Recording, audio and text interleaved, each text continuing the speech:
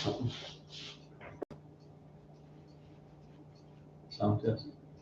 Hello, hello. Just doing a sound check. There's a delay.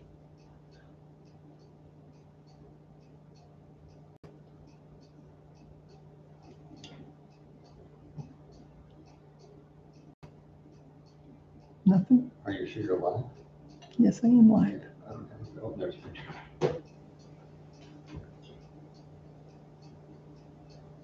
Sound check. Testing. You can't turn it off. Yes, I am live. Can't do it.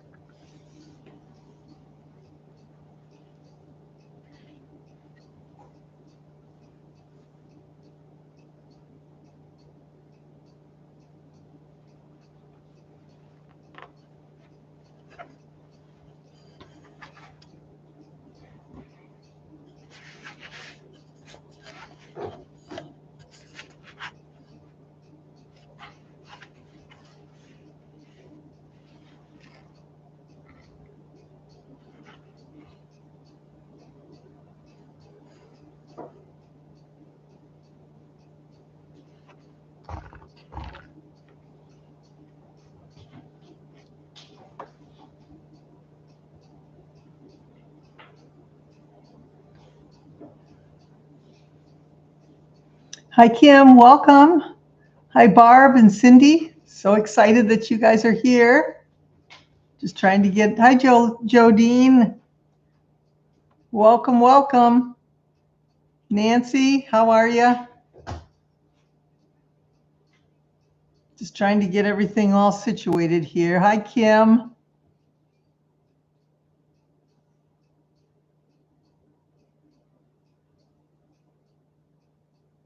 Hi, Christine.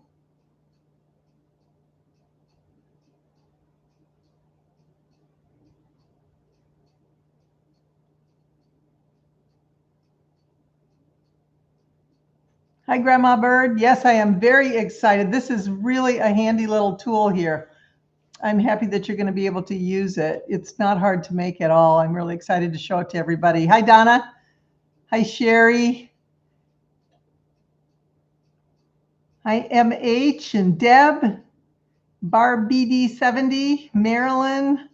Hi, Lisa, TE, and Marcia. You'll get good company here. There's a few of us on right now. 42, I think it says so far. Martha, we're happy to have you from San Diego. Yay.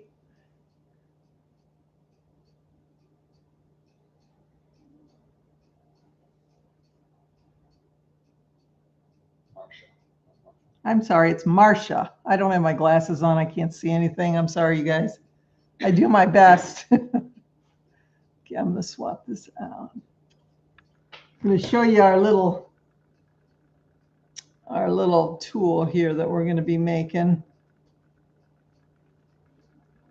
How do you like my advertisement? I got a light shining in there, but that's okay. There we go. Isn't that handy? I'm telling you, when I am cooking or I've got it sitting next to my my sewing machine, I am I prop it up. It always falls over. I have a little easel, but this was just so handy. I was excited when I saw it. Got another minute. We'll just wait till we get everybody to sign on here before we get started.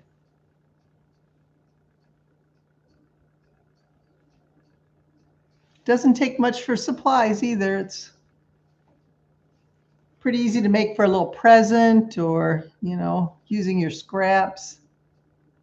I had some fat quarters from a stack that I used most of the fat quarters, and I still had leftovers. So that's what I decided to use.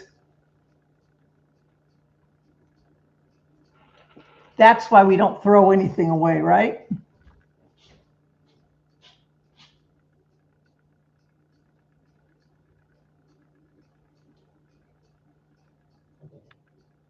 It's dark. Yeah, that's better. Just testing our lights out here. Okay, it's 10 o'clock, so let's get started. I'm going to flip my camera up. A little more. There we go. I look very red-faced, and it could be because when I turned everything on and got everything started, my computer decided it needed to update. And it updated and updated, and I was getting more and more flustered as it was happening. So welcome, everybody. Welcome to Joyful and Merry Quilting, our Night Owl Quilting Hangout. I'm so excited to have you here. This is one of the highlights of my week, my month, when we get to have our Night Owl Quilting Hangouts. And originally when we started this out, it was supposed to be just a time for an hour to get together and sew together and just work on whatever project you want. But it seems like I'm always coming across something that I think, oh, Night Owl Quilters would love to do this. So sometimes we do just sew together, but sometimes we make little projects. And when we do that, I think that sometimes it kind of depends on the project that we're working on. But sometimes it's pretty easy for me to just show you rather than when we read a pattern or when we look at a blog. And I'll go through, and when I saw this particular little thing here, it's called a phone pillow, and you put your phone on it like this, but it sits nicely. I'm having trouble because I'm holding it up. But when I saw that, I thought, oh, I've never heard of this before. And then when I showed a picture of it on Facebook and we sent out the email, I had people say, oh, I've made a ton of those. I've seen those before. This is not new. So if it's not new to you, I hope you brought another project to work on or something that you can do. It was new to me. And so I'm hoping that there are other people that have not seen this before. I saw all sorts of ways to make it. And I tried to kind of put my own twist on it and then use some of the ideas that I saw, size it myself, use what I had here. So I think everybody that creates something, when it's a scrappy kind of a project, we all use what we have and make do with what we have. And so that's kind of what I did. So I'll show you what I did, but I'll tell you also what I've seen other suggestions to be, just in case that's something that maybe you don't have all the supplies, or maybe whatever it is that you want to do with yours. You might want to make it a little larger if you have a larger phone or a tablet, maybe a little bit smaller if you've got a smaller phone, just whatever works for you. And all it is just cutting the piece bigger or smaller, the original piece. It only takes one piece of fabric. Very simple. If you got the instructions, you know that. So first of all, I'm going to start with a merry moment. I actually kind of had two merry moments. Well, I had more than two, but my first merry moment is that at home it's supposed to be 99 degrees tomorrow, hot and humid. And why in the world would that make me merry? Well, it's because I'm not there. I'm away. I am way north, and here tomorrow it's supposed to be 78 degrees and beautiful. So I am very happy that I am where I am. It's still warm. It was pretty warm today, I have to tell you. But tomorrow it's supposed to be really nice. Sometimes it's so humid. I don't know. Those of you who don't live in a humid climate, you don't get this. But if you can walk out and you can feel the air going into your lungs because it's so thick, that means it's pretty humid outside. And also, I have very frizzy hair. When it gets humid outside, my hair is my barometer, and I can always tell if it's going to be humid. My hair shows it the second I walk out. So then I use the hair straightener, and then as it gets more humid, it gets worse. So anyway, I have a lot of ways to tell what the temperature is like outside. But tomorrow here, it is supposed to be beautiful. So I hope that, I don't want summer to be over. This is always like something that I at the end of every summer, I'm like, I'm not ready for it to be done yet. I want more summer. I want it to last a little bit longer. But then when the cool evenings come and the quilt and the hot chocolate, I like that too. So I really don't have a problem with that. I like the switch over. It's just that when I'm right into summer, I kind of want it to stay for a little while, and I'm kind of there right now.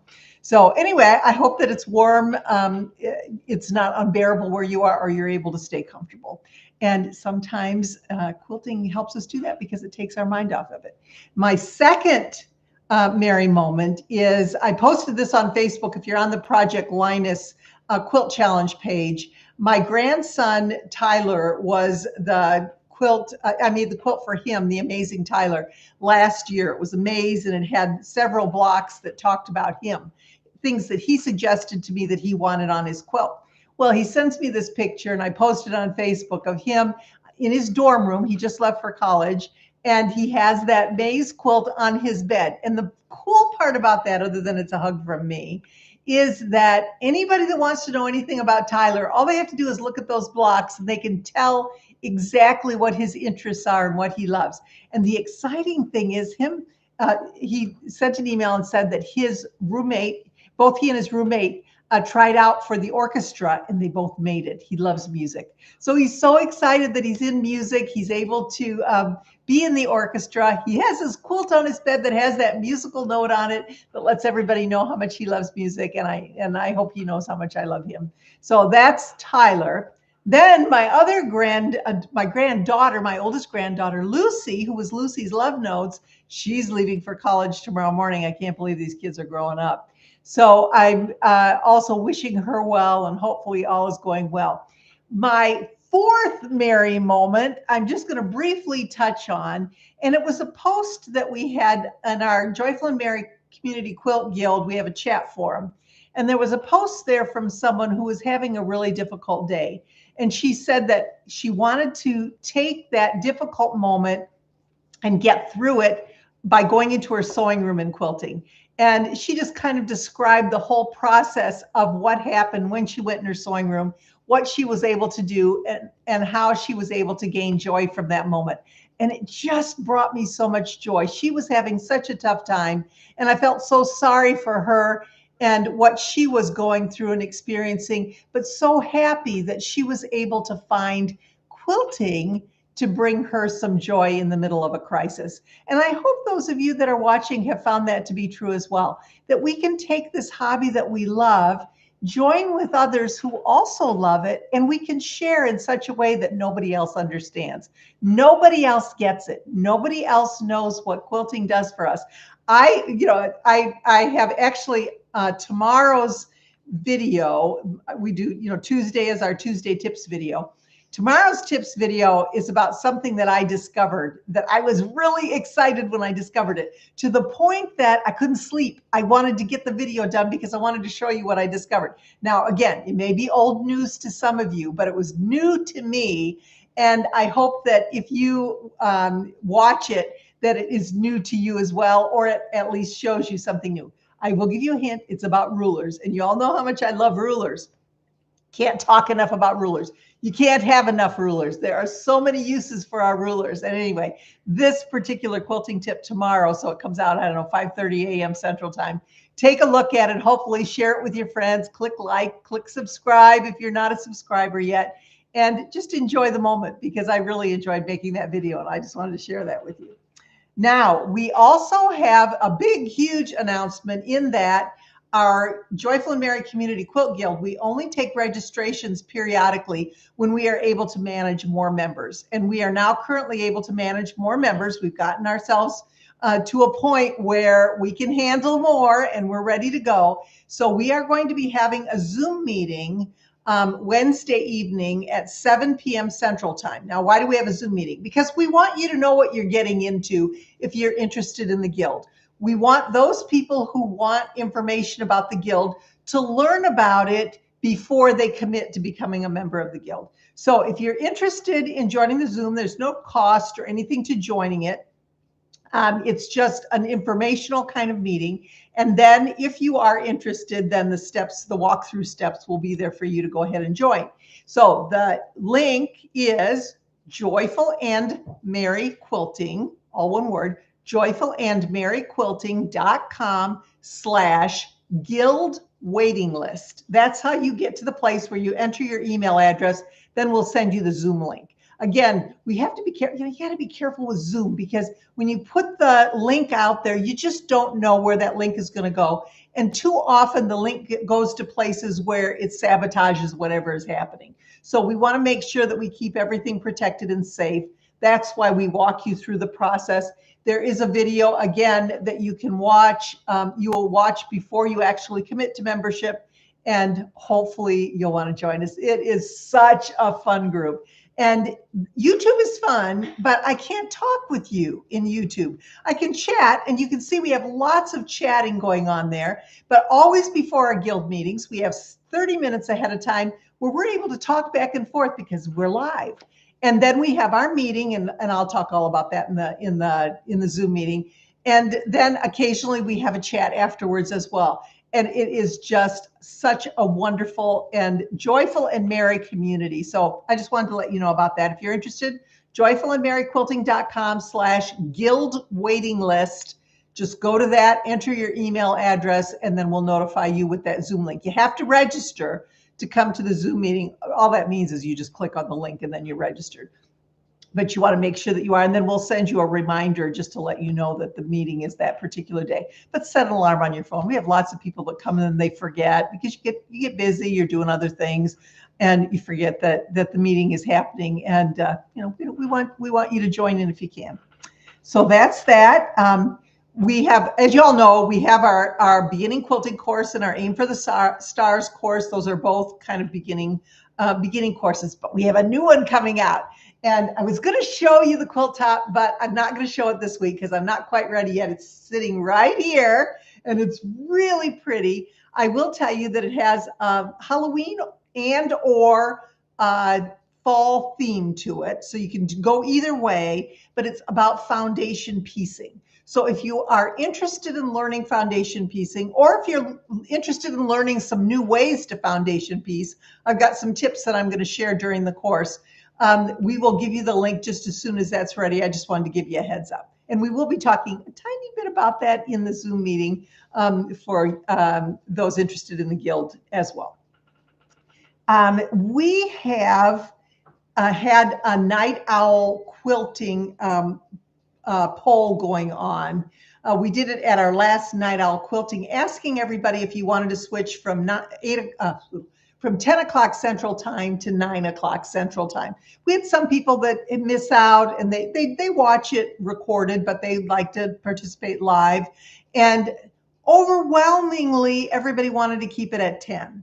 So that's kind of where we were. Those who were interested, there were a few that were interested in having it at an earlier time. Most either wanted to stay at 10 or they didn't care either way. So unless you have, unless it would really change and we would have many people that would contact me saying that they would want to change it up, I think we're going to keep it at 10 for now. We may try in the winter or in the colder weather, try a 9 o'clock and just see if our numbers increase. If the numbers don't increase, then it's not going to matter. But if the numbers increase, then we'll see. That might be a better time. In the summer, it's almost as if people are busy in the evening and it's light longer. And I think maybe that's probably part of the issue, that they would rather get their evening out of the way before you sit down and have night owl quilting. And that's kind of how I am as well. I just wanted to see if we could accommodate everybody a little bit more. But as I said, we got emails, we had comments, we had people answering the poll, and the majority of people, it's like 86% or something like that. It was really high of the number of people all together in all those different ways to contact me wanted to leave it at 10. So that's where we are with that, just to let you all know. We have had occasionally people will say on Facebook, leave me a message on Facebook or ask a question about something that's been in one of our emails, our Joyful and Merry Quilting emails. And they say that, I didn't get the email. I don't know why I didn't get it. Could you please just send it to me privately, or could you post it on Facebook? That is really difficult to send everybody a private message. You got to figure we have thousands of people that are on. And that's why we send our emails through our Joyful and Merry Quilting website. So if you're not getting those emails, there could be a number of reasons why. One, you've unsubscribed, which a lot of people say I never did, but you did, so it'll say unsubscribed by your name. So somehow you unsubscribed with your email, but you can resubscribe. You just have to go back in, enter your email address, create your password, and resubscribe. So you can do that if you have unsubscribed. So that's one way. Of course, I've said this before, if you've labeled us as spam, then we can't use that email address anymore because you reported us that we're spammers. So don't do that. That's always difficult. Sharing emails, once again, when you share them, if you share them, forward them, and someone else clicks unsubscribe, they've unsubscribed you. So that can happen. You want to be careful with that. If you've forgotten your password, maybe you've entered your email address incorrectly and it's not coming to you. You thought you entered it right and you typed gmail.com or something. That will keep you from getting any of those emails. So we can check on that. We can see if you email info@joyfulandmerryquilting.com, we can check and see if possibly that happened. But that's the last resort. If you've forgotten your password, you just go enter your email address and you just click forgot password. And you can change it and set it to a password that you want. That works out really well also. So those are the options that you can do on your end in order to make sure that you get those emails from us, because that's where all the important things come from. We post on Facebook, but that's more of just for conversation back and forth between our Joyful and Merry Quilting people. I do post about Night Owl Quilting there and different things occasionally, but the best way to get notified about anything is through our website and getting those emails. So again, if you're not getting them, those are some things that you can try just to see if you can remedy that issue. But we really want you to be a part of the group. And this is the safest way to do it. The safest way for us to contact you is to actually send you things through our server that goes to you, and then hopefully you'll pick it up. Now, another issue you can have is if you can open, you open your email or you click on our links through different internet access, Google or Yahoo or Mozilla, or just different things that you can have. If one's Safari, if one is not working for you, Edge, try a different one, because sometimes those are stoppers and they don't let you do it. So try and access things through a different source, and hopefully that will work also. Okay, spam or junk folder. Lots of times they end up there. I have gotten emails where I have sent out emails to people on our list. They've replied to me. I sent them the email. They replied to me, and it goes into my spam or junk folder. I don't know why that happens. I don't know who decides.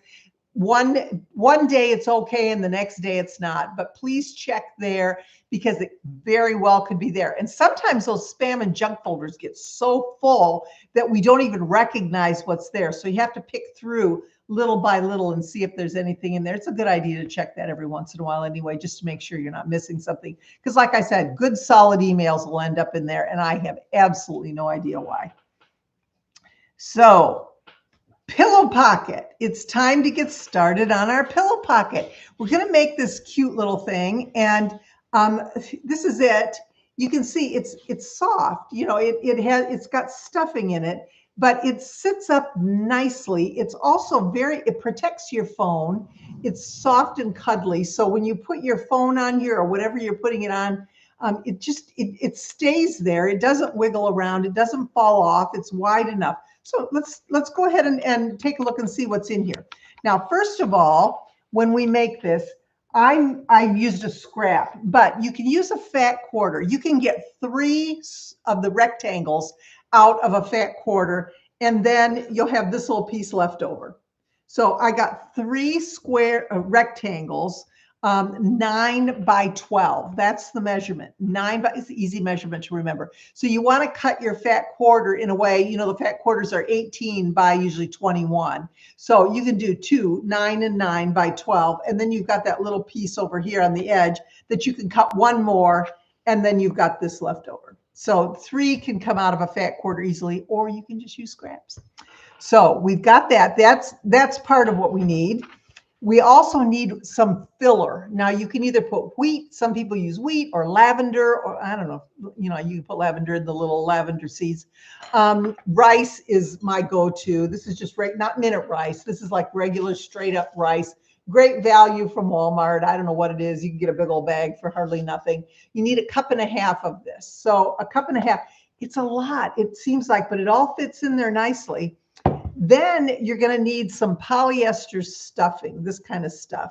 And the lady that I saw 2 different people doing it. And one just used a handful, one used 2 handfuls. She must have had some really porous stuffing, because I could barely fit this in. And this is a handful. You can see if I scrunch it up, it's a handful here.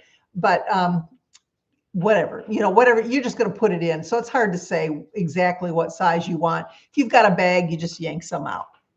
You will also need some kind of a corner turner, whether you have an actual corner turner or if you have I use a chopstick, you can use a crochet hook. You can use anything. You want to make sure that it's not something that's going to poke through the end when you're trying to turn those corners, because they can't, even this can. So we have to be really careful, but you don't want anything that's too sharp. You wouldn't want like a stiletto or something like that because the point is too sharp, but you just want something that's going to give you a little bit of a sharp point without using a sharp point. Okay. The other thing you'll need, I used painter's tape, a 1-inch painter's tape. Now, I didn't see anybody using this, but when I did, I didn't have I'm not at home and I didn't have my washable marker, and I wasn't going to go buy one because I don't use it hardly ever, if ever. So I was trying to think of what I could do that would be easier. And I'm telling you, this was super easy to use. So I'm using the 1-inch, but you can 1-inch painter's tape, but you can also just use a washable marker or a heat soluble marker. You're marking on the top of your fabric, so you don't really want to use a pencil. You can use a chalk pencil and the brushes off or whatever. It's sometimes when I'm sewing with that, depending on the fabric I'm using, I just want to be a little careful, and this was just really handy. So that's what I'm using for that. So let's get started. I'm going to turn the camera down. This is going to take just a second. And then I'm going to walk you through the process of doing this. Now, I've already sewn, I'm going to make two, but I've already sewn one just because it's hard for me to sew while I'm here. So I'm going to show you my pressing mat, which is very discolored because I've used it a ton. And then I'm going to show you my fabric. So if you're sewing along with me, you want to get your ruler. Get yourself a ruler. I like to use this one, but you don't need a huge one. You can use your square ruler if you want. This one works really well for me because it's got my 1/2-inch mark. It's pretty easy to see. So that's what I'm using. But like I say, you can use any ruler. It doesn't matter. And I'll show you a really cool trick. I'm also going to use my pressing marker. Now I've got Mary Ellen's Best Press in here. And I label it because I have a couple different ones. I have some Terrio Magic, I have water, I have all sorts of things in my pressing markers. This is my Mary Ellen's. This to me is a game changer when it comes to making this, because you want to make things straight, and it's not always easy to do that when you're folding and pressing and trying to keep everything, and you're using a hot iron. So I use this. You'll also need probably some scissors to clip corners or a rotary cutter, and you'll need some pins. Now, I rarely use these yellow head pins. I like the flat head pins better, but either one will work for this project. Now, these are my little teeny ones, my little clover ones. I wouldn't use that for this. Well, I will use it for this when I pin originally, but when I'm doing the end finish up, I probably wouldn't use that just because they're too small. But these actually work well. So grab your pins if you have them close by, because we will be using those. Now, I'm going to show you, first of all, this is the piece of fabric that I'm using. Okay, this is the 9. I'm going to turn it this way so you can see the whole piece. Okay, there, perfect. Now that's good. Okay, so this is my 9 by 12-inch piece. 12-inch this way, 9 inches this way. I pressed it. I sprayed it with pressing solution first, so it's not stiff, but it's got some body to it. I don't want it floppy because, again, we are going to be doing some folding. I want to make it easy. Isn't this cute fabric? I thought this was so pretty. It's got a gray, and it's got actually the piece that I used for the one that I made that I showed you was this one that goes with it. Isn't that pretty? Now you can actually, if you're doing this, you can piece something. You can put together 2 pieces if you want. You'll want to make one first so that you can see where you want to piece it, just so that it doesn't look goofy when you put it together. Now, if you're just doing a little scrappy one, then it doesn't make any difference. And I think that could look really cute with this. If you created some kind of a piece scrap that's 9 by 12, make it a little bigger, cut it back to 9 by 12. I think that would be adorable with this. Very simple to do, but we're just going to use this because it's easy to see. Okay, so the first thing we're going to do is we're going to take wrong side up. So let's do wrong side up, and I'm going to move this up a little bit because we're going to be using this end and I want you to see it, okay? So here's the wrong side up, and what we want to do is we want to fold and press this 1/2 inch. We want to make sure that it's straight. So here's this really cool thing that I figured out. And I'm really excited to show you. What I did was I took my 1/2 inch marking on my ruler and I laid it right along that raw edge, okay? Now my pressing surface is a little small here, so, but I wanted to make sure that you could see. I want to put it up close. Then I'm going to take my pressing marker and I'm going to draw a line with my pressing marker. Now, I haven't used this yet, so I want to make sure that I've got solution coming down into the tip. Now, where is my line going to be? Well, of course, it's closest to the ruler, right? Because that's where, so it bleeds out, but we want it closest to the ruler. Now look at how easy this is going to fold. Look at that. It just folds like no problem at all. What I'm going to do is then take my ruler and lay it on the top, and look at there. It looks really good. So it's amazing to me. It's a little bit up, but it doesn't have to be exact. This does not have to be exact. So we just want to make sure that it's even. If it's a little bit up, it's okay. But we want it, it just needs to be even all the way across. And so it looks like I'm pretty good there. So then I'm going to take my iron. And remember, when we use the pressing marker, then we just press till it's dry. So we're going to go here. Oh, Diane, thank you so much. You're so sweet. Look at Diane giving us a $10 tip. Thank you so much. You are amazing.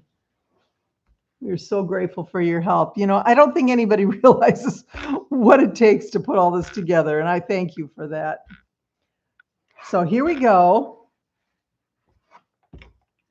And of course, the pressing marker, look at how nice and flat it makes it. Now, I was down kind of on the curve there, so I'm going to just move that a little bit and move that a little bit. Okay. So now we have that all pressed. We're going to take this right sides together, folded edge here, and match up those edges all along here. We're going to pin the raw edges together. So not here, because this is not raw. We're going to call that folded. This is folded. So we're going to pin along those edges. So I'm going to take this. Now, ouch, these pins are so sharp, geez. One of the things when we do this is they suggest, we always, when we're quilting, we do a 1/4 inch seam. But when we craft, 3/8 of an inch to 1/2 inch seems to be more common. So that's what we're going to do. Now, here's something that I'll show you. I want to make sure this matches up here. So even though mine's not exactly perfect, I'm going to move this just so it matches there. It doesn't matter down here. We are still going to sew our 1/2 inch, whatever the outside edge is. So that's the suggested size is 1/2 inch, and that's what I did. Again, 3/8 of an inch will work also, but not a 1/4. And I guess maybe just because a 1/4 is just too small. So I've pinned. You just want to make sure right here that you've got those even at the top. And there we go. You've never seen a pressing marker. Oh, pressing marker. Kim, you need to watch the video. There's a video that says something about best pressing technique ever or something like that. Best pressing technique in the whole wide world. It's on Joyful and Mary Quilting, but I talk all about the pressing tip and using this pressing marker, and I'm telling you, they're cheap. You fill it with pressing solution. They come empty from Amazon. They are a life-saving quilting tool when you want flat seams. Watch the video, you'll be sold. Now we are going to go ahead and sew along this edge. I don't pivot, I sew off the edge. You can pivot if you want, The reason is I'm not used to a 1/2 of an inch. So I probably would overshoot or undershoot my mark. So I go down a 1/2 an inch, cut my thread, turn it this way, and do another 1/2 of an inch. You'll want to back stitch at the beginning, back stitch at the end. Every place when you before you cut your threads, do a little back stitch because that's going to secure it. We're going to be doing a little bit of pushing and pulling. When we fill this, we don't want these seams to loose. So if you are doing that, go ahead and sew along here, off the edge, and along here and off the edge, back stitch, back stitch, back stitch, back stitch. Now this is a wider stitch than what we're used to, and I've already done it and taken my pins out, but I want to show you. Do you see how wide that is? So that's what we're aiming for here. We want to make sure now, again, right here, you can see I went off the edge and then I came back, but I've got my back stitches all over it. Now, when I did this part up here, I actually sewed almost to the edge. I did not go off the edge. I sewed right to the edge. And then I backed up pretty far and came back. So once you've done that, there's little teeny threads, of course, that are left. You'll want to clip those off just to make sure that they're not going to show. They won't because you're going to sew all those inside. But that's why I did it all the way up almost to the edge. I didn't want it to come over the edge and make it look messy. So go ahead, if you're sewing, do that. Now this edge is still raw right here. That's okay because it's going to be hidden. It's not going to matter. Now I'm going to turn this over so that I can use cutting mat side. And you can either use your rotary cutter or you can use your scissors. We are going to clip those corners. We clip them because there's a lot of bulk and we want to make sure that we've gotten that taken care of. So let's go ahead and don't clip into your stitching line. Make sure that when you're doing the trimming that you're away from the stitching line. There's one. And then here, my stitching line where the X is, where they cross over each other. Make sure I'm a little bit out from that. And then down here, if you want, you can do a little bit of clip here. I'm not going to. I didn't think it looked bad when I actually finished mine up. So I just left it that way. I did not press it open. I just left it closed. And then this will all get sewn together, and like I say, it didn't make any difference. I didn't want to have any more raw edge sewing, so I did not clip that. I just clipped the bottom two. So hopefully I've talked enough that those of you that are sewing have completed that task. Now what we're going to do is we're going to turn this right side out. Okay, so just put your hand in and pull it right side out. Be careful, make sure that you keep that folded down. Once you've turned this, you want to make sure that this edge is still kept folded. And then we're going to use that point turner or your chopstick or whatever it is you're doing. And you want to just carefully poke out those corners. See how nice that works? And again, don't push hard because you can poke through. You've clipped corners here. So, and I've clipped, I've done it. I've done it. I've poked it all the way through, and that is not fun. So there we've got that. Now, as you can see, what happens a lot of times, see how this seam kind of rolls in? We don't want that to happen. We want that to be out, and then we're going to press it. So what you can do is just take your turner and just do this. And as you're doing it, you're going to finger press it along the way. And it really does work. I mean, it really does hold that there. So once you've done that and you finger pressed it, then you're going to take it over to the iron again and press it one more time. So I'm going to flip this back. Got everything upside down. Does that make you nuts when I put stuff upside down in the camera? I'll try and remember. So this side, remember, there's no sewing on that side, but we're going to make sure that this side is all out. And then I'm just going to take my iron. You can use steam if you want. I'm not a steam person because I just don't like what it does to my iron. So you've already put pressing solution on this. And doing that makes a huge, look at this. See, this is nice and flat. that pressing, you don't have to keep reapplying pressing solution. It's okay. You have this here. Now, I am also going to press this side, and you'll find out why when we are finishing up. So go ahead and give this side a nice press as well. We're going to get that seam in there, that crease, not seam, that crease. So here we've got this beautiful little pocket. Isn't that sweet? Okay, the next thing we're going to do, and this is really important, is we want to measure 1.5 inches from the bottom.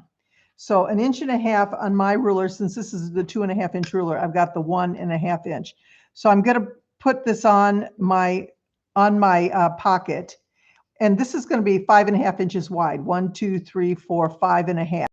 It just works out that way because remember, 6 inches, we did a 1/2 inch seam. It doesn't, again, have to be exact. It's not that big of a deal to be exact. You just want it to be even. So I've laid this on the bottom. This is where if I'm going to use a marker, like a washable marker or something, you're going to mark this 1 inch from each edge. So I would mark from here to here, that 3.5 inch space right in here. 1 inch left here, 1 inch left here, but I don't have one. So I am going to cut a piece of tape that's 3.5 inches. So I'm going to lay it just down here. And like I said, I'm only doing this because I don't have my marker with me. But it worked well. I was really surprised. So if I lay it down here and then can you see that? 1, 2, 3.5. I'm going to measure 3.5 and I'm going to cut that. I'm going to use my rotary cutter because that's what I have here. But you should use an old rotary cutter for that. Okay, so I've got my 3.5 inch piece. This is where I'm going to put this down. Remember, it's going to be 1.5 inches. 1.5 inches from the bottom and 1 inch in. And that's where I'm going to lay my tape or mark, whatever you're going to do. Okay, so there's my tape on there. This is my sewing line. I'm going to sew, backstitch right here, sew along this edge, backstitch right there, and then remove my tape. Or if you're using a chalk pencil or a washable marker, that's when you get rid of it. You spray it or whatever you need to do. So, or heat, you know, if it's a heat erasable marker, that's when you apply the heat. But right now, be careful. When you do this, you don't want to, you want to backstitch, but you don't want to sew on the tape, because once you get tape under there, it's horrible to try and get that off. So I'm going to go ahead and sew this. It'll take me just a second.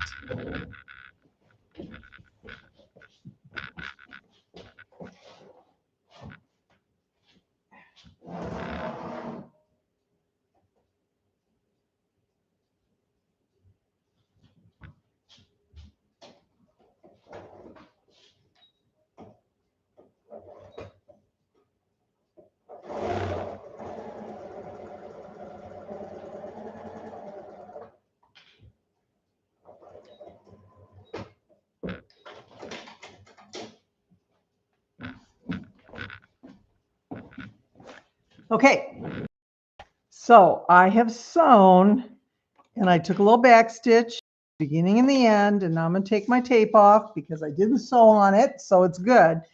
And this is what I have. I have that sewn line, and then I have space here, and I have space here. I am going to fill this with my rice. So here's my rice, this opening right here, and I have a tray. And the reason I use a tray is because rice gets everywhere if you're not careful. And so I put it on a tray, and that way I can catch it if it falls. So here's my tray. Here's my rice. And we're going to fill it in. Now, the lady that I watched doing this, she was from Australia, and she kept saying massage, them in. And so we're going to do that. We're going to massage. I don't know how she said it, but anyway. Massage, maybe that's what she said. I don't know. So we've got it here. We want to get rice down in here. So that's what she was saying. See, you just kind of push her down on that side and push it down on this side. Hang on to it up here because you don't want it to come popping out. But it goes down, you know, it just takes a little bit to get it down. You want to fill up this area down here pretty well because it's that's what's going to hold your phone. You know, that's what's going to sit like this. So it just goes, and it doesn't come back out again because then we're going to put the stuffing in and we're going to push that around so that it's kind of, you know, the rice and the stuffing are all kind of together. And then we'll massage that in there too. So that's a pretty good term for it. That's exactly what we're doing. Use a chopstick to push it down in there. Ooh, who said that? Chopstick to push it down in there. Let me try. Barb. Okay, Barb, let me do that.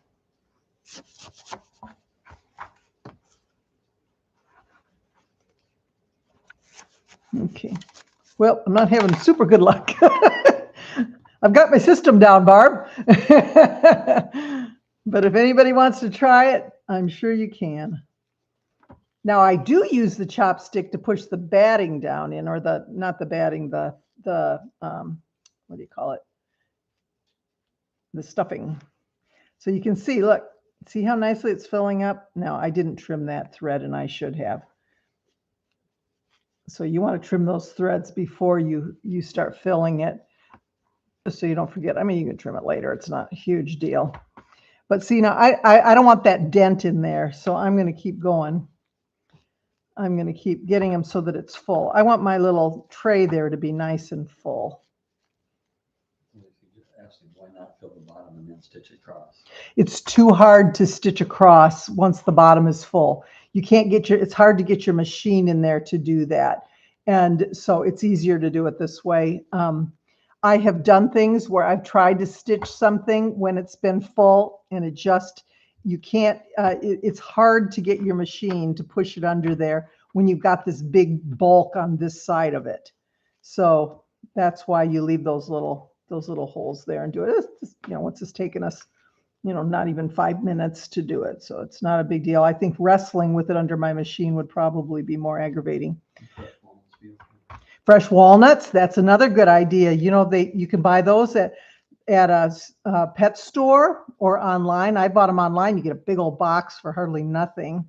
Okay, so now I've got that part is full. See how nice that looks? It's all pretty across there. Now, what you want to do is make sure that the rice, this part of it, is about halfway down. So you want to push it down. If you need more, then you can put more in, but you can see a cup and a half worked pretty well because this is about halfway on mine. Now I'm going to take that wad of stuffing, and I'm telling you, this stuff I think I've had around for probably 20 years. It feels very stiff. I'm sure that that's probably why it feels so rough to me, but you know, who cares? It's just going to go inside. And so I'm going to push that in there.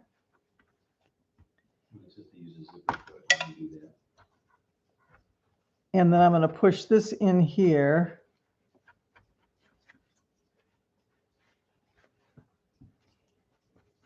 And then I'm going to add some more until it's where you want it to be. Now, how do you know where you want it to be? Test out your phone on it.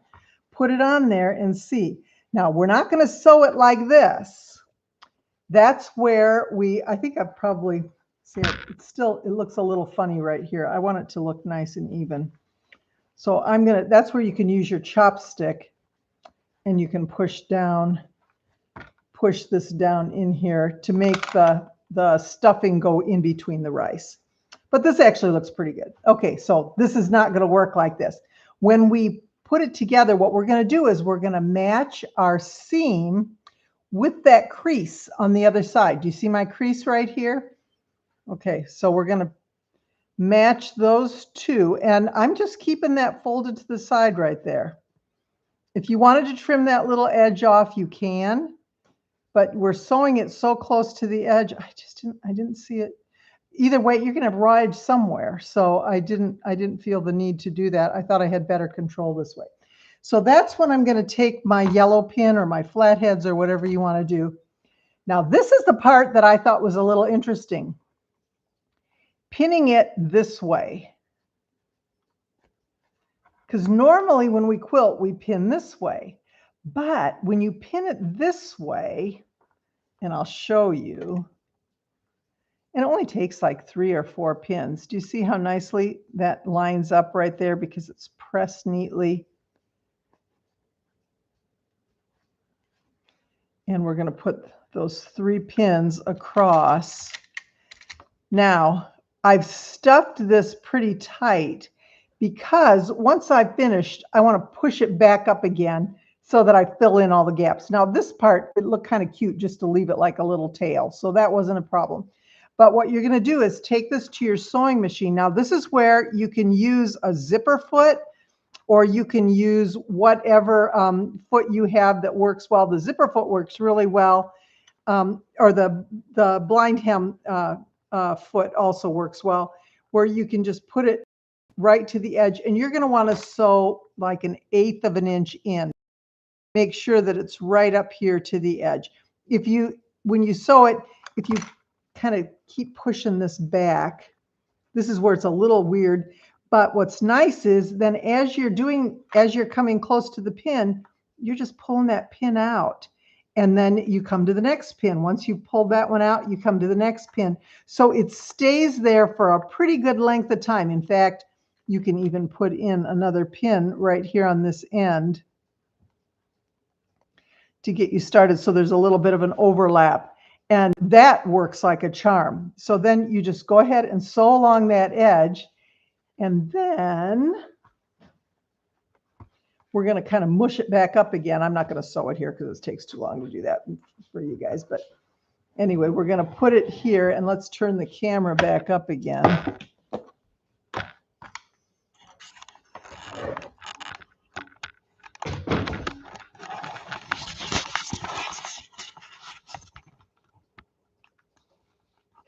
I look so red, you guys.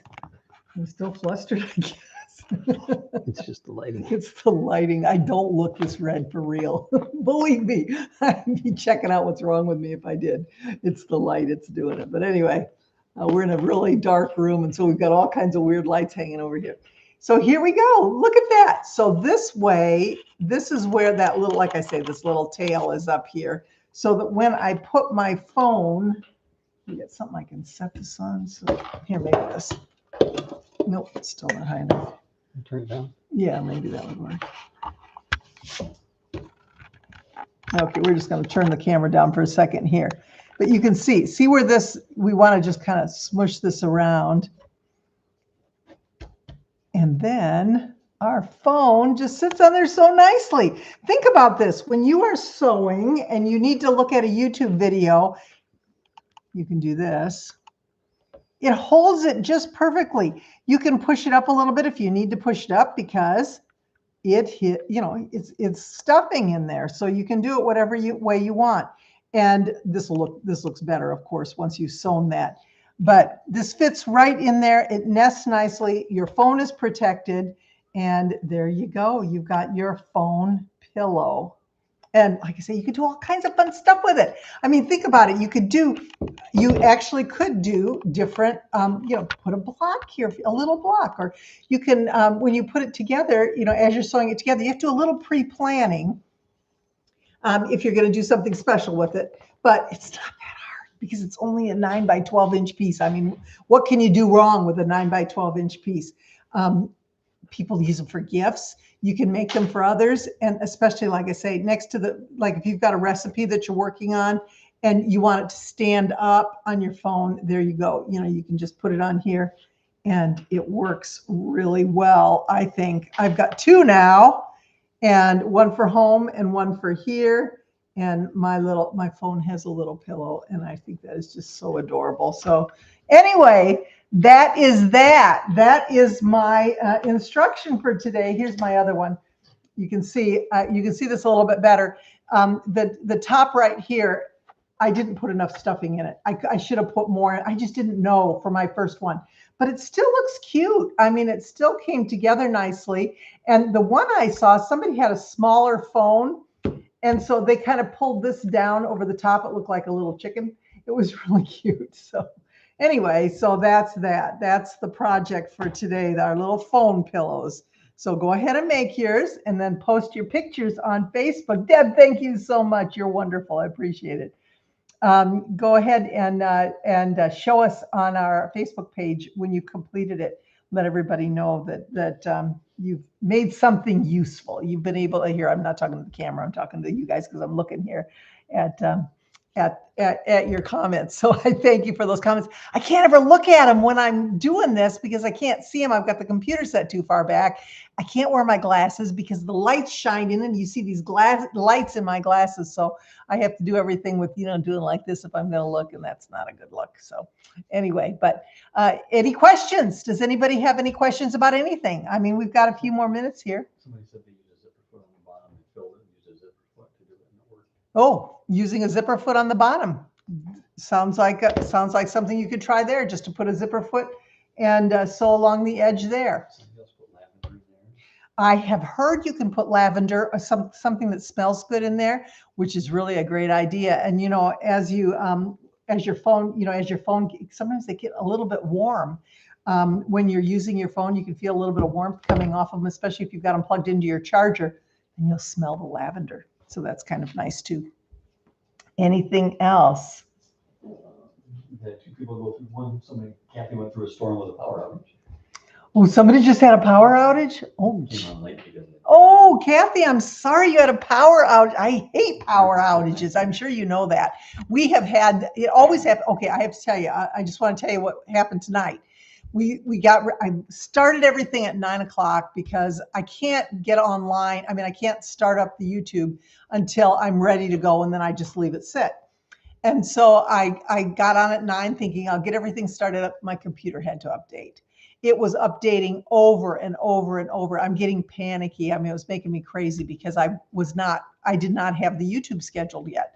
And I needed to do that. And finally it came through and I thought, you know what, that's all we need is a power outage, because they were expecting storms, but not until later tonight. So anyway, I'm sorry you went through that, but is it back on? Is your power back on? She came in late because of that. Oh, well, I'm glad you're okay. But power outages is a little. Gale force winds in Australia tomorrow. Pardon me? Gale force winds in Australia tomorrow. Gale force winds in Australia. Geez, this is the time of year for that.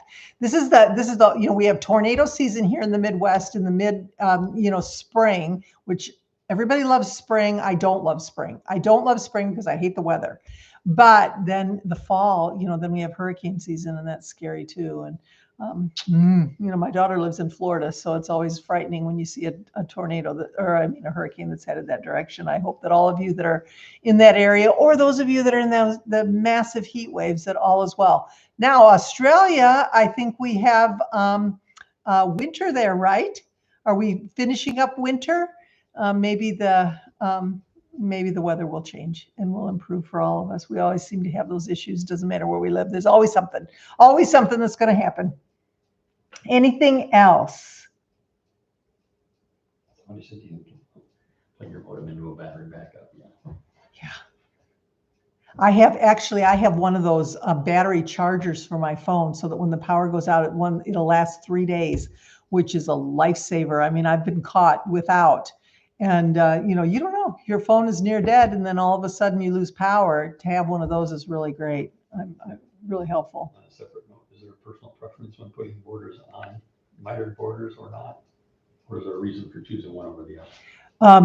Is there a reason for choosing mitered borders over just regular straight edge borders or cornerstone borders? It just depends on the look that you're looking for in your quilt. Personally, I like mitered borders because I think they're easier. There's less measuring. When you measure for a mitered border, you actually have lots of leeway when it comes to how you're measuring. And as long as you've smoothed your borders out from corner to corner, then you miter your corners. It's so simple. There's a video, if you haven't seen it, on mitering corners. Plus, in our beginning quilter course, which you'd think this is not a beginning thing, but it is, We miter the corners on our quilt.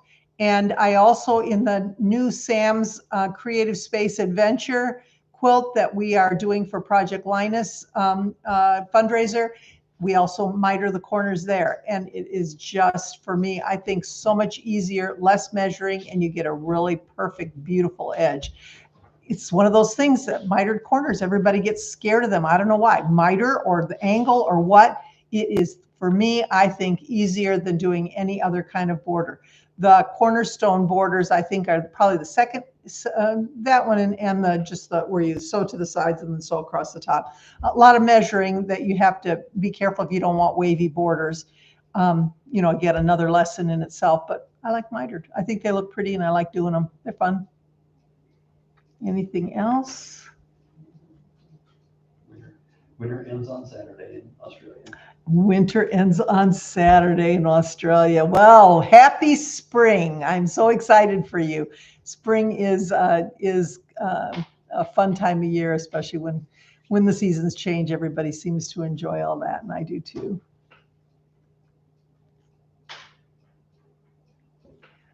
Deb says, I'm working on it tied in circles and started to miter like the other quilts, but then saw you do. Oh, I didn't. No, I didn't, but you can. You can. You just have to cut those borders longer. If you follow the formula, go to the mitered corners video that I have on Joyful and Merry Quilting. Just go to Joyful and Merry Quilting YouTube channel, type in miter. It'll come up. It'll tell you what the formula is to measure and to do the mitered. You just have to add extra. There's waste. A lot of people don't like that, but you can, if you want to, you can do that. What I have found is sometimes I can get by with less than what the formula says, especially if I'm working with a width of fabric. You just want to make sure that you have enough that you've got fabric that's overlapping crosswise, and you'll know what I mean when you watch the video. As long as you've got some that's overlapping here and here, you're good to go. Anything else? Thank you, everybody, for joining me. It's going to be a really great week. I hope that if you're interested in the Guild, you'll come on over and at least watch the video and see if it's something that you think it would be fun. We have so many people that either work and they're not able to go to a regular Guild meeting. They don't live near a regular Guild meeting. They're unable to travel. They're unable to get out. Possibly they have health issues or they're caretakers that they need to take care of someone. And this works well for what they do. You get a lot of perks when it comes to the Guild. We do a lot of fun stuff, and there are a lot of advantages. We have free patterns, we have training videos, we have guest speakers on occasion, or me, and we learn a lot from each other. The chats are really fun. We love that. We have a special website where we have a chat forum and all the different things. We have a block library, all kinds of stuff. I'm going to tell you about that later. Plus, you know, it's just a really great place. The therapeutic benefits, as we all know, of quilting is just something that I think makes it hands down something I would never ever give up. I love it that much, and I hope to spread that love to other people and encourage them to do the same thing. And you have a lot of people. One of the things we stress with Joyful and Merry Quilting is there's no negativity there. Nobody, if we have anyone that decides that they need to be the quilt police or that they need to be rude or unkind, they are asked to leave the Guild. This is only for those who are positive, those who are supportive, those who are encouraging to the others that are in the Guild membership. It's a safe and wonderful place for people who just want to show others how much they love to quilt and share that wonderful hobby with their friends. So that's what it's all about. If you're, like I said, if you're interested, joyfulandmerryquilting.com/Guild waiting list, and I'll see you in the Zoom on Wednesday evening, 7 p.m. Central Time. We'll be back here. Our next, I closed my September 9th at 10 p.m. Central Time will be our next Night Owl Quilting. I don't know what we're going to do. It may just be sewing together, but I will let you know, and hopefully you'll be able to join us then. So we will see you then, either live or in the recording. Either way, happy to have you here. So thank you, everybody. Have an absolutely wonderful day. I am always trying to be joyful, but I will always be merry. And I thank you for joining me. Please, please, please like and subscribe, and we'll see you again.